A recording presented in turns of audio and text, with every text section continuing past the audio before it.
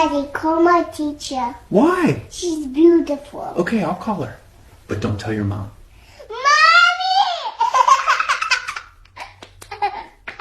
Daddy, 3 girls at my school want to marry me. Oh, really? Which one do you want to marry? Actually, I want my teacher. What?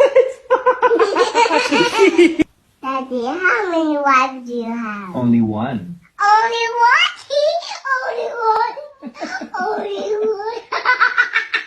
Only one?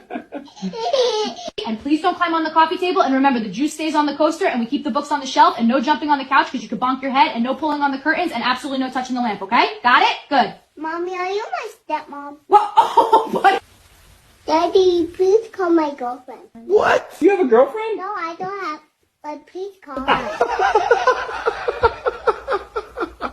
Oh, buddy. This is not correct.